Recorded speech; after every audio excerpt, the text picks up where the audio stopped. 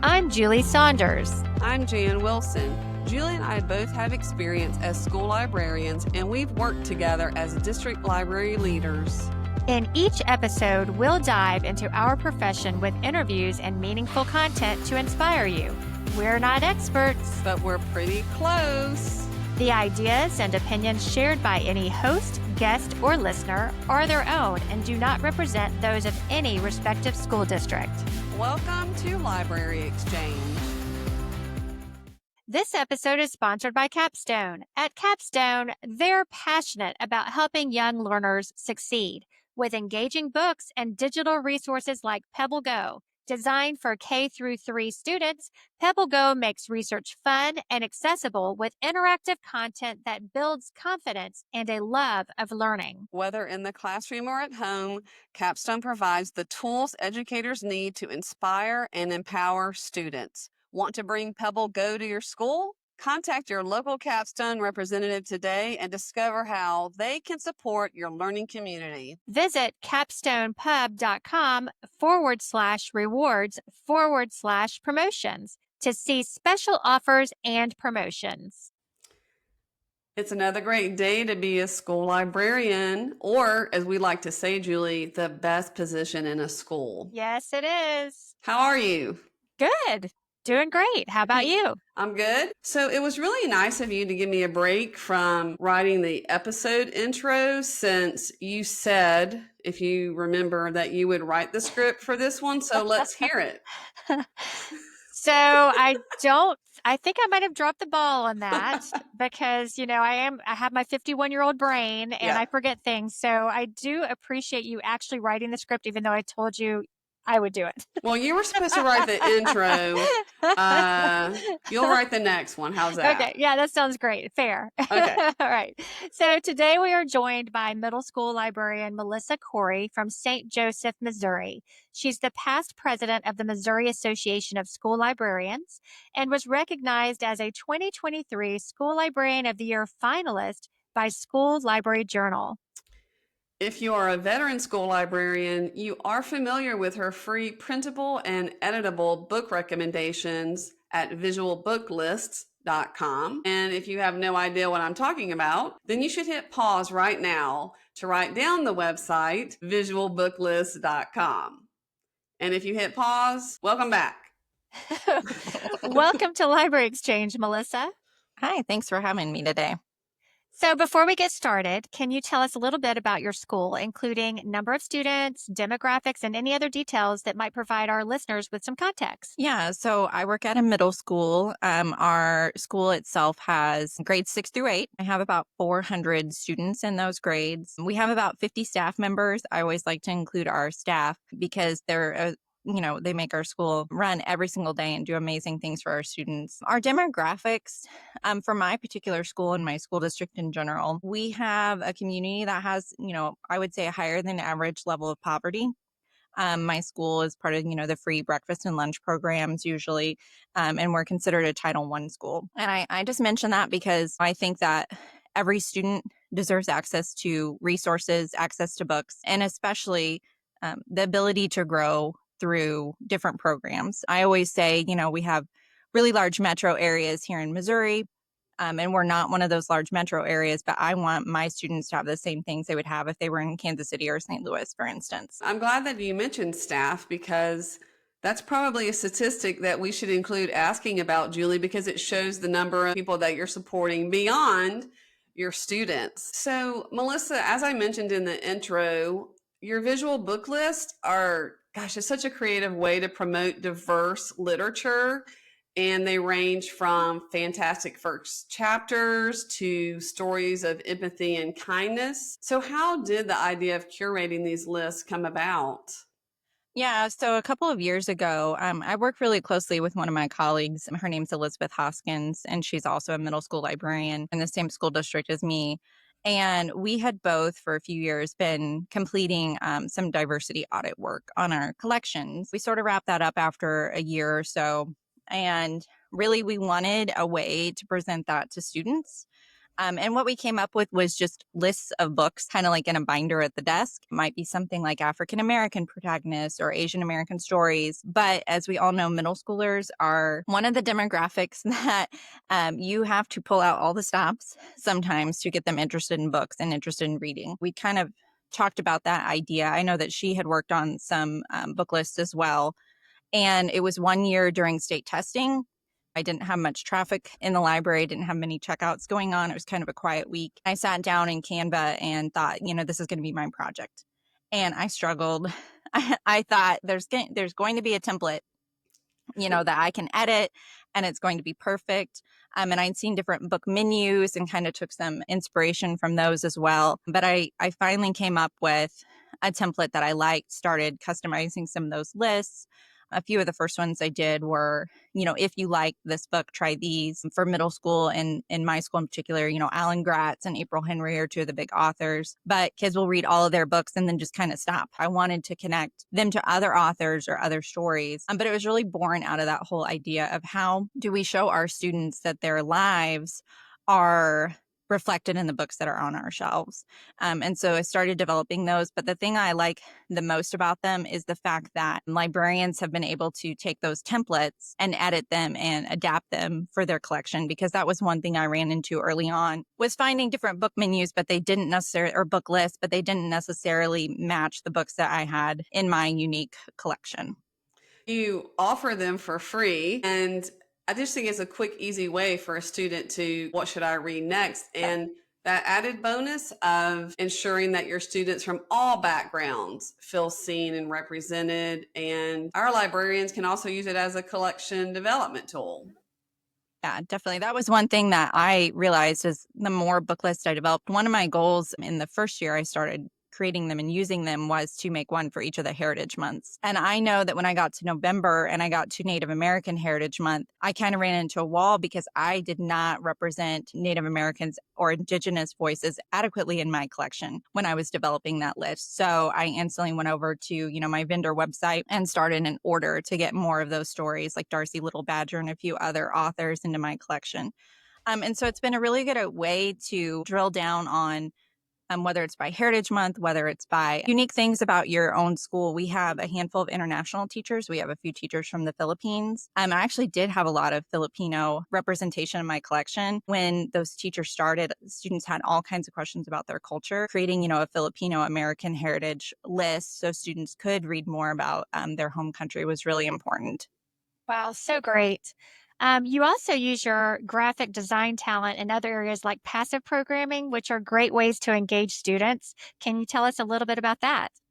One thing that I appreciate about being a middle school librarian is having that flexible schedule. It really frees up students to visit the library for a variety of different purposes. So they might need to record a video, they might need to finish a test. But one thing that I do offer are a lot of different passive programming activities. I have an area in my library called the Create Space, which is really kind of like a miniature maker space with I have all kinds of different things I've gotten from Donors Choose. But one thing that I really like developing for our students are activities where I'm lucky to have a print shop that can do posters for me. They'll laminate them, they'll be in color, and I can do these really large poster activities. So a few years ago, I started making I Spy activities for our students.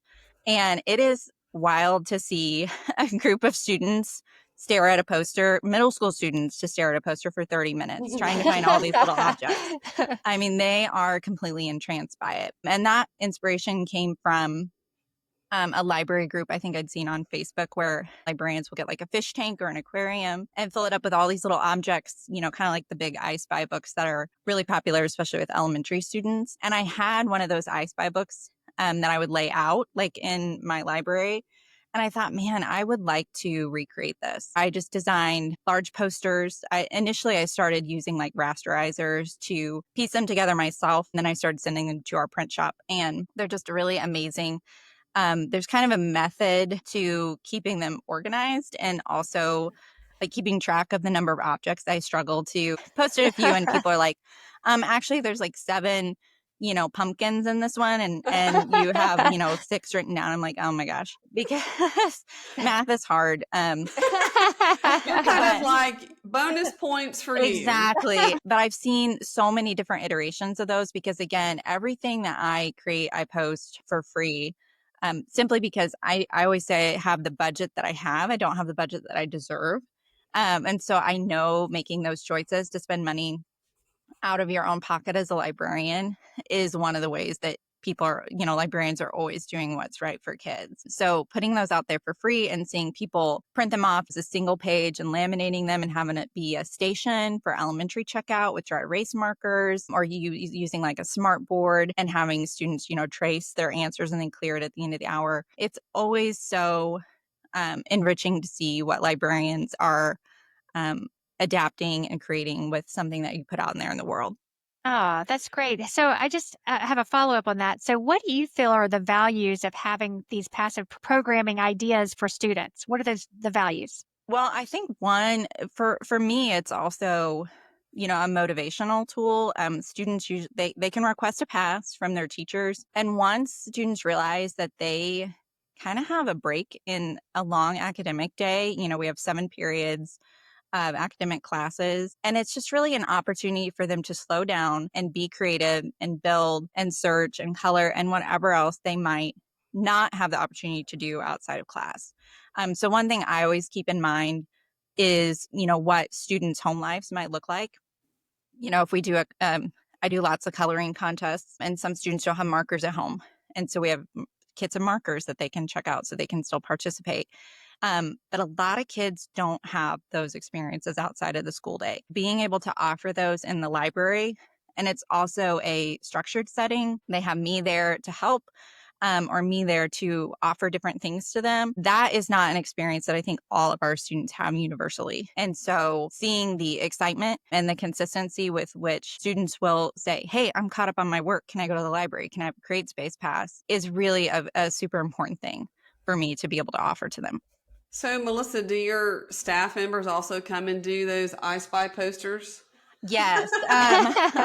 So it's kind of funny how, you like our school library community is so close knit. And so people will go like, oh, you do book lists or you do I Spies or you have all these different things. And usually people will like find them next to the copier. Like I had one teacher make the connection because she's like, I saw this on a group, like an ELA group. And then I realized it was yours. Yes. And I didn't know that you were that person. And I was like, it's wild to try and make those connections. One nice thing with our school district that we've done for the past few years is really large professional development summits where it's kind of an unconference where you choose the sessions that you want to attend. It's been a really good way to make connections with educators who are in my school district but not in my building. So I did one last fall with my middle school colleague, Elizabeth Hoskins, and it was about being a bookworm. We brought in all kinds of activities that we've created, create a lot of reading trackers. It has different book spines and you can fill those in. And I've seen elementary teachers use those as how they track their read alouds. And so I made a bookworm one and we presented on all kinds of different, online resources like Sora and a few other things we have access to. And funnily enough, I went to my son's parent teacher conference a month after that. And outside the classroom were the bookworm reading trackers. She had every kid do one with their read alouds and color in. And I was just floored because I was like, that's mine. And then my kid did that. And so it's really nice that our district provides that because we do get very isolated as librarians, but also we get isolated sometimes in our own buildings instructionally. And having that ability to collaborate across buildings, but across departments as well, has been a really good opportunity. That's a great segue into my question of what strategies or approaches have you found most effective for connecting with teachers? And even if you just wanted to speak to the new librarians who are just starting to build those relationships. One thing that I always try and make sure is that teachers know that, one, I'm here to help, but also that I'm an instructional partner. So I feel like boundaries is a word that gets tossed around a lot, but I think as librarians, we have to set some of those boundaries sometimes of, the copy machine is a big one. Like I'll fix the copy machine. I'll teach you how to use it, but I'm not going to make all the copies for your class. No, entirely. But, when it comes back to showing people that you're an instructional partner, having that face-to-face time, whether it's in a department meeting, whether it's a professional development session. In the past, we've done lunch and learns, which is a really low-cost way for teachers to learn from instructional leaders in their building. And so I would offer a few of those, like we would just have different staff sign up. Maybe you went to a conference and you wanted to teach somebody about a topic you learned about. And so I would do like technology tools. Years ago, we had a big push with maybe it's your learning management system. Maybe it's how to use Google Forms more effectively. And our administration would provide lunch. Maybe it's pizza, maybe it's sandwiches, something low cost. And it's a nice way to reward teachers for giving up, 20 minutes of time, but learning something that's maybe a little bit low stakes, but they can take back to their students. So it's really looking at how can I structure my time and find those opportunities and take advantage of those opportunities to present myself as an instructional partner. But again, you have to get to know your building. Not everything's going to work in every single building. And I've learned that, buildings also change over time. Your staff changes and turns over, and you have to learn what's going to work best for the people that you work with. So we all know how stressful school life can get. What are some fun and or simple things that you do to help support your staff wellness around your school? Yeah. So a few years ago, one of our fellow teachers who she's an instructional coach in my school district now, she walked into the building and she could just tell the mood was off. It was like September and we were all already over it. It had started off, just a stressful year. And so she came to me and she said, I want to do something every single month. I want to have a different activity every single month. We landed on playing bingo as a staff, and we have played bingo every single year. um, every single month we play bingo, and I'm now in charge of it since she's moved to the district level.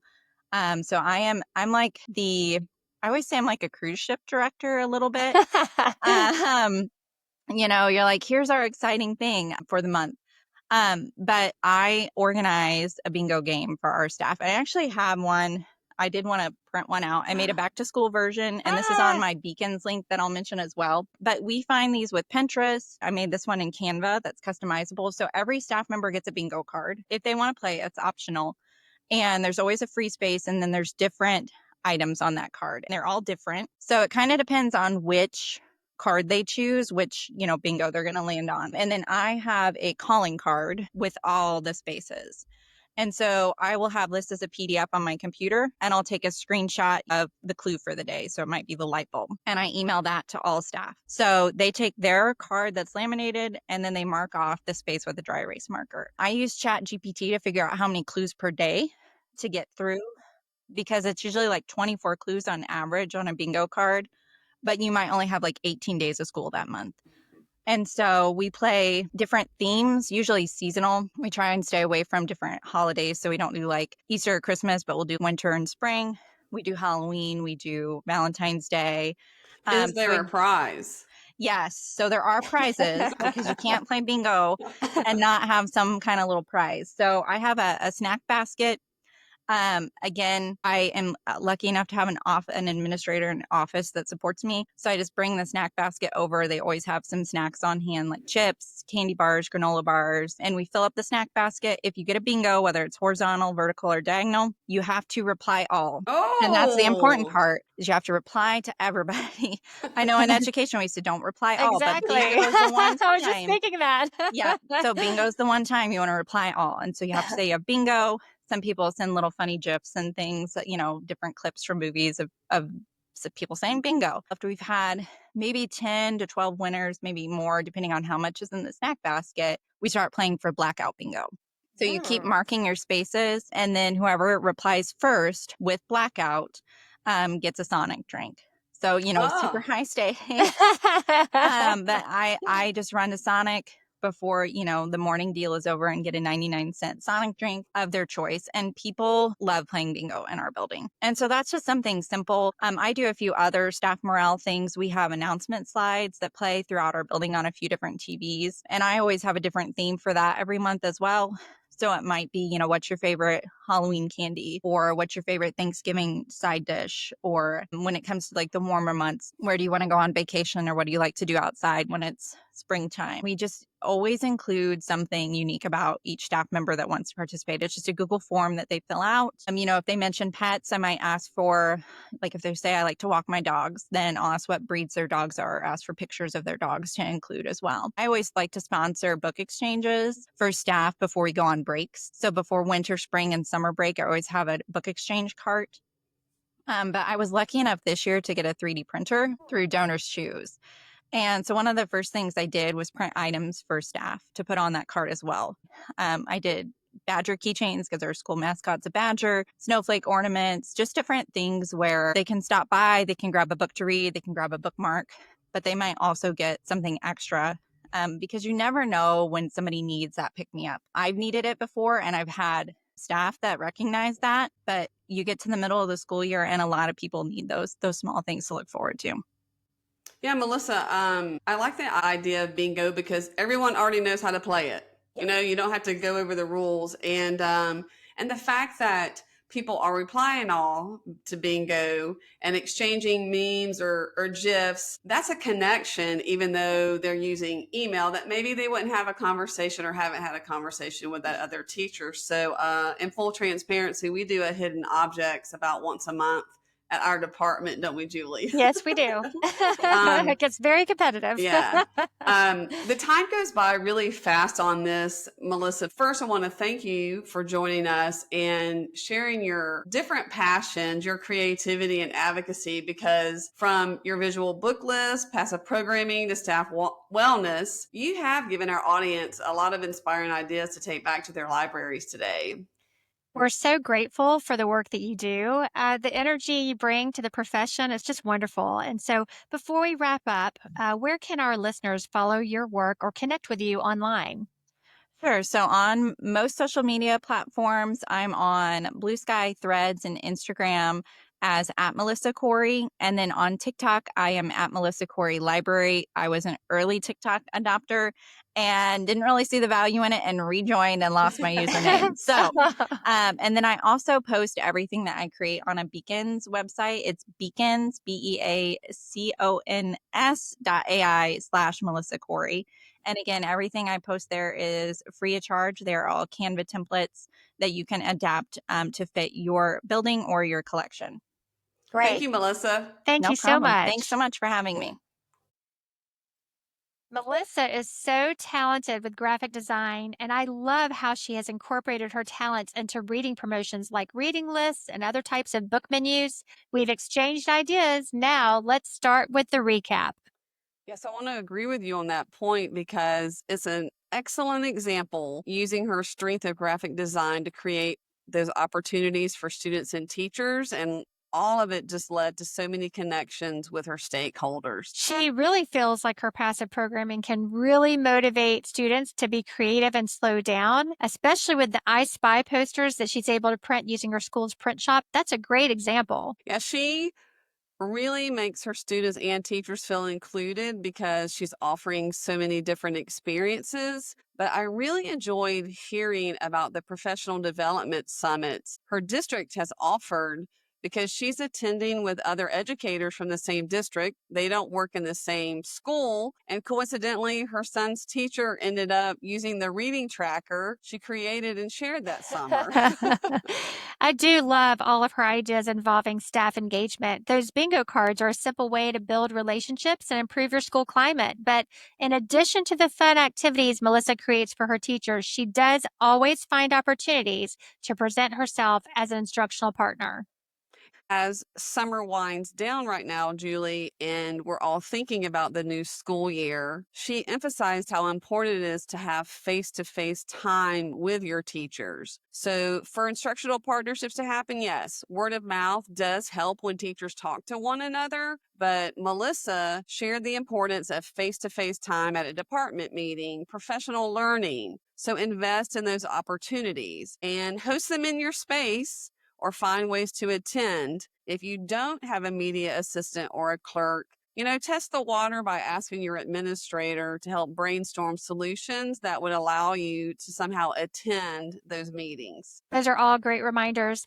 And I just want to say school librarians need to remember that having people like you is one thing, but a real win is when they like you and want to work with you because you bring educational value to the school. We can't forget that our most important role is as an instructional partner. Remember, anyone can do inventories and check out books, but the most successful certified librarians highlight their instructional role. Veteran teachers at your school should never be surprised that you actually provide lessons and activities founded in good instructional strategies. If you feel like you're not seen as an instructional partner, and I'm sorry, I'm continuing on here, Jan, but if you feel like you're not seen as an instructional partner, it might be time to dig in and figure out how, number one, you make connections with teachers, and number two, you bring educational value or enrichment beyond the classroom. This might start with just one teacher who wants to give you a chance to build that type of relationship. And just as Melissa mentioned, she always tries to find ways to present herself as an instructional partner. It's a great reminder to new and veteran school librarians that connecting with teachers in the teaching and learning process will ultimately expand your reach with students. Yeah, so if you're not seen as an instructional partner, Julie, there's only one person who can change that. That's right. That's you. Or me, or anyone. That's right. And that piece, it made me rethink how I used to introduce myself to new teaching staff and, how I reflect. But I did do a quick overview of the databases that I talked about, the media committee and how staff could recommend purchases. But now I see I focused way too much on processes, how to sign up to bring your classes in, what types of equipment we have available, when I should have used that time to highlight my instructional role. Absolutely. Yes. So you have to remind teachers when they're new to your school, they may be coming from a school that didn't have a strong library program. Right. So I should have shown example projects or teacher collaborations based on the subject of those new teachers, and even have a few teachers talk about our instructional partnership. That would have made more of an impact. Yeah, I agree completely. When you invest in connecting with staff and increasing your interactions, you lay the foundation of a strong instructional partnership. It starts there, Julie. Yep. You guys, in the show notes, we will share the link to Melissa's Beacon AI website. It's very similar to Linktree with links to all of her free resources. Make sure to visit our website at www.libraryexchangepodcast.com. You'll find episode notes and links. You can even submit your questions or inspiring stories that may be featured on the podcast. If you're looking for some swag for your library or book-loving friends, visit libraryexchange.etsy.com. That's a lot of URLs, so I'm glad you had to say all of that, Julie. Thanks for joining us. We can't wait to have you back for our next episode of Library Exchange.